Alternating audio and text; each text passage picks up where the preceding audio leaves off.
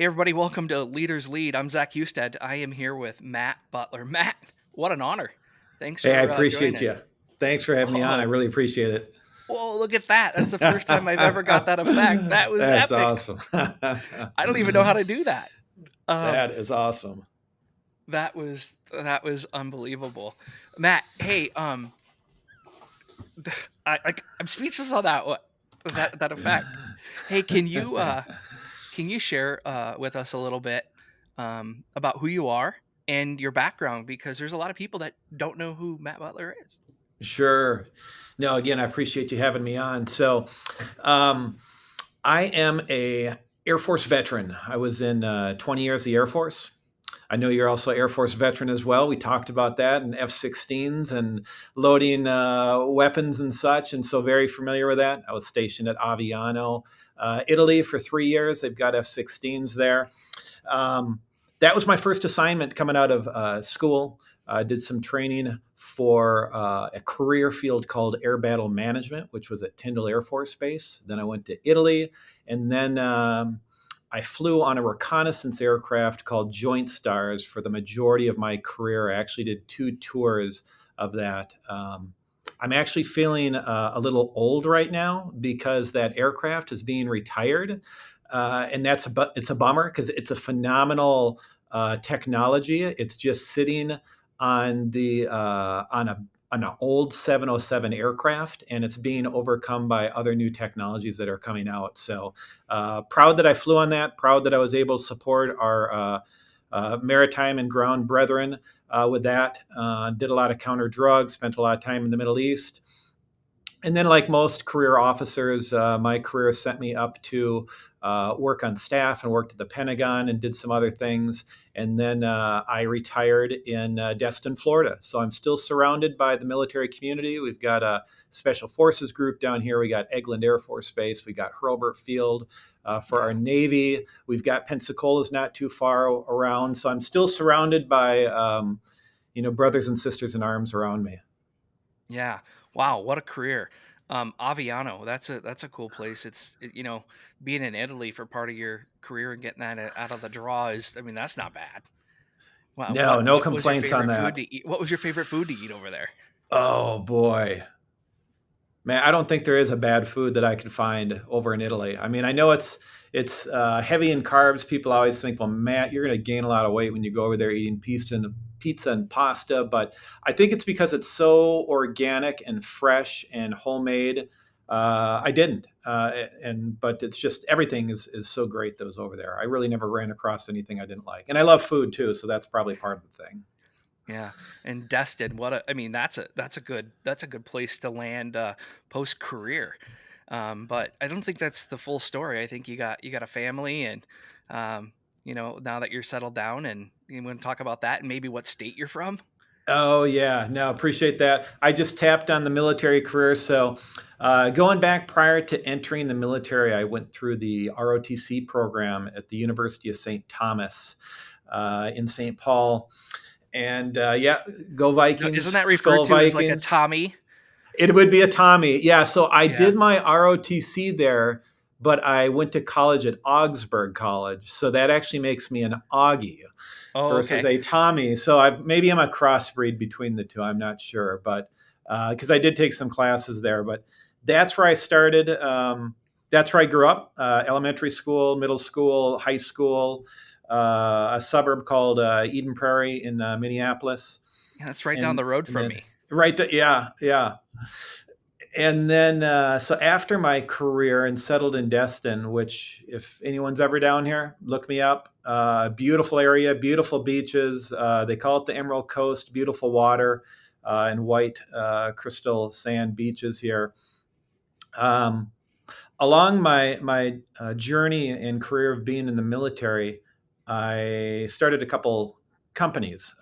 One that most notably that at least people might know me for is an outdoor game called Rollers, and I know you have some questions in regards to that, but that's something I did while I was in service, and it's been a journey of ups and downs, and I'm hoping that I can share some of those experiences with your audience today. Yeah, that's cool because um, sometimes some of the best learnings are from the downs, right? Um, But hey, before we get going any further, I just want to pause and just say thanks for your service on behalf of all listeners that click into this, my family, myself, and everyone else of this great nation. Thank you for your service for 20 years of raising your hand to this great nation. I just want to say thanks. No, I appreciate that. And again, back at you too. I mean, you served as well, and I appreciate that. Um, I appreciate it even more being out of the service because I was surrounded by military, but now being less into day to day military, seeing that day to day wearing the uniform, I'm much more appreciative of all the different people that have served from any of the services. You know, in addition to also first Yeah. responders and such, but just military that that I have a close area to my heart for what they do. Yeah, man. I just want you to know that as I'm getting to know you and we're connecting and we've been connected for a little while and as as we get tighter because you're part of the tribe now. Um, we Yeah. appreciate you, and sometimes I think that people just say, "Oh, thanks for your service," but that's not what this thanks is. This is about lifting you up, supporting you, and helping you share your story and your experiences, so it can transcend upon other people. So, Matt, we got you, and we're excited to continue to share because that's what this is all about. Um, before we go into the formal questions, I like to just ask things to liven it up a little bit. And I tried to do this to someone else and it totally got thrown back on me and it was super funny because I didn't know how to do it. So in the spirit of maybe having it come back at me again, if you were caught in, so I'm giving more context this time, if you were caught in a storm at sea, right, and you're on a raft, so there's the context, and you had to Oh get back boy. on shore, Oh boy. and you had to have two other people with you, whether they're made up or not, like characters, who would it be? Well, I know exactly who I'm going to go to, but I'm not going to talk about the individuals themselves. I'm going to give a grouping of people. So, one of the things I did in my military career prior to flying on Joint Stars is I went through SEER training up in Okay, Spokane, Washington. I would I'm probably very have familiar to with it. ask for two SEER trainers to be with me because they are much more educated and knowledgeable on that, which goes into business. Surround yourself with people that are more knowledgeable. If I knew I was going to run into that scenario, I would select those people. But so SEER instructors are phenomenal in their job, and I know that they would know the best way to do it. We did water survival as well. They teach it in Pensacola as well. So I guess in that I may want to go more specifically to a water survival SEER instructor. Okay, that was really good, and that's an actual tactical life lesson in business, right? Because surround your people that are with experts, and don't be afraid of getting people around you that know more than you do. I love it. Matt, let's dig into the first question. Can you share a specific example throughout your military career? Right, you served for 20 years that significantly impacted how you show up as a leader. Right, you got this entrepreneurial spirit. You started a business, rollers, while you were in the military. That outdoor game. How has that impacted who you are as a leader and how you show up? Well, I learned a lot being in the military around different leaders. As you know, being in the military and the Air Force yourself, you move around to different duty stations and have different jobs. And so you're surrounded by different personalities. There's a lot of different instances I can think about, but I'm going to give kind of a more overarching. Okay. And I would say as learned what I've learned what not what I've learned what I don't think is a good leadership characteristic or something to do. Meaning, I've taken the things that I felt were not right, were incorrect, and I've figured as me transitioning to a leader, I don't want to do those things. And And it's like the same thing in business or even being in the military. You learn from other people's mistakes. So maybe they made a Mhm. mistake in their leadership. And one of the things that I see that comes up a lot with leadership is communication, or a lack of clear guidance and communication. And I think that that's really important in the military, to be able to provide that to the people that work with them and for them. And that goes into having a vision of where you want the organization to go to. And when I'm saying this, this is not only a military organization, but also a civilian or business organization. You need to have clear guidance of where you want the company to go to, and having a mission statement. We're very familiar when you were stationed at an F-16 unit, your unit, your squadron had a mission. So did all the Mhm. squadrons I have, my group, my wing, the Air Force, the Department of Defense. We all have a clear mission that's there. And you need to be able to communicate that to the people that work for you.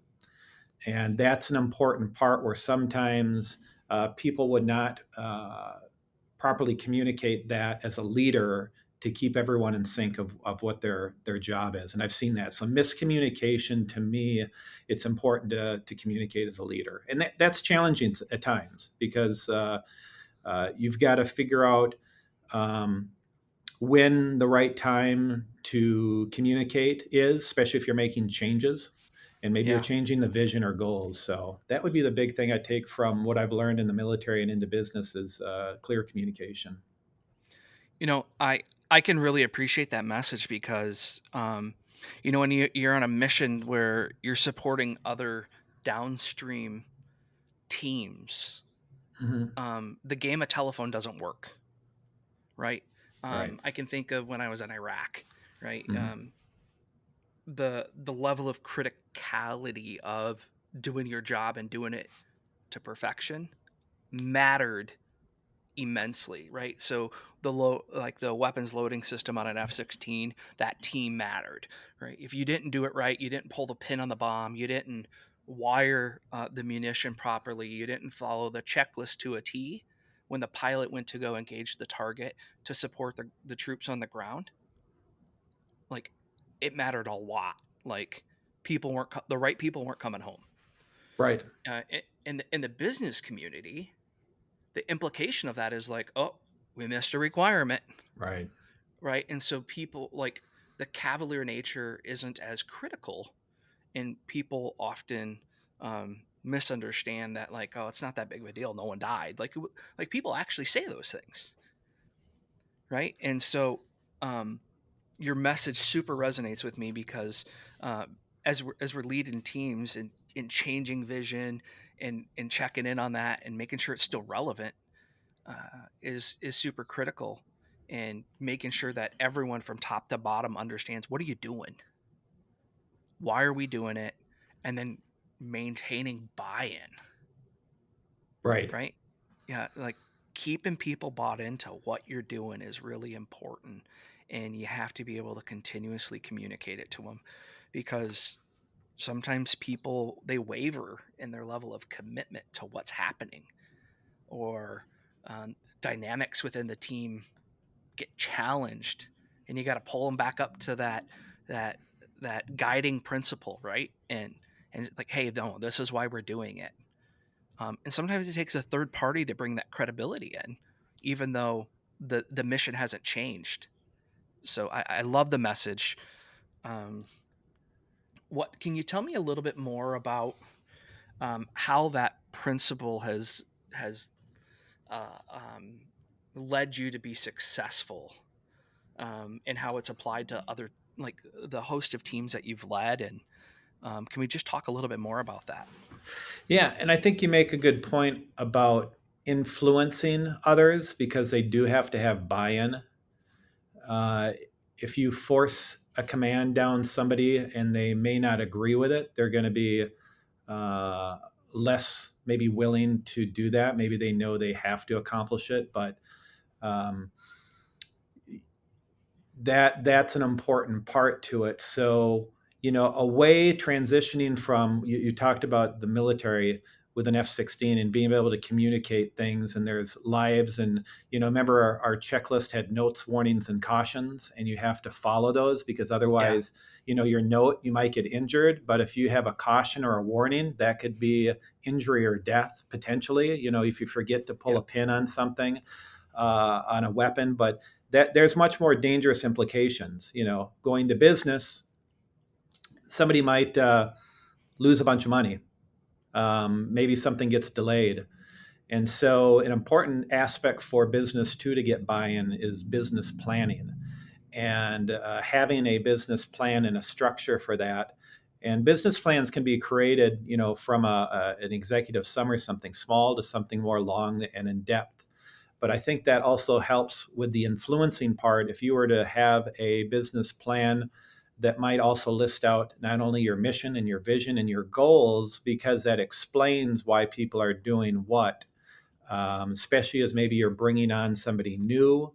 Maybe you're maybe making a pivot into your decision of the company. Maybe you're adding something new into your portfolio of the company, and people go, "I understand what's going on through his mindset."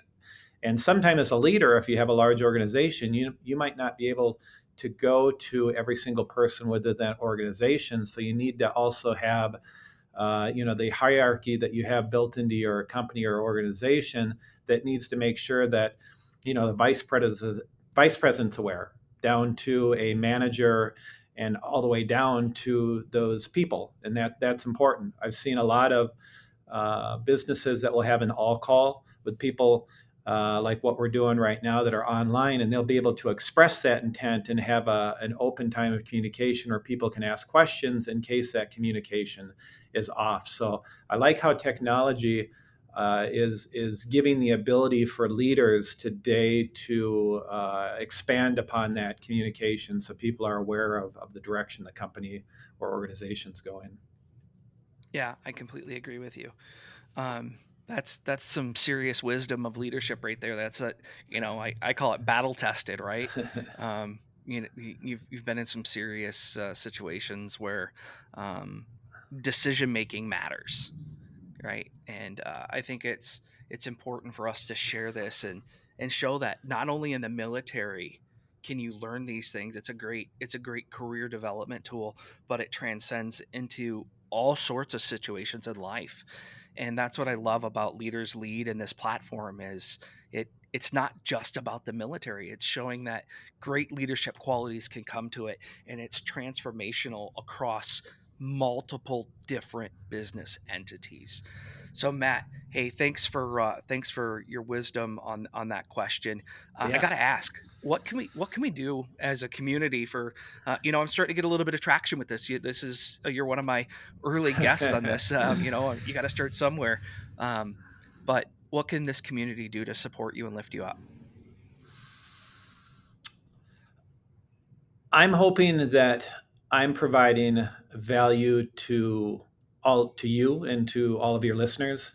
Um, Hopefully that and I'm going to step back here. I've had other people spend a lot of time with mentoring me, and at that time when I was new in business and I didn't understand everything about business, as I said, I feel like I don't have anything to give back, because I always want to give back to where somebody's giving to me.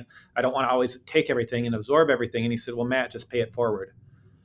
And so I've always had that mindset. And so hopefully the other listeners, in your journey, in whatever your endeavor is to also pay it forward.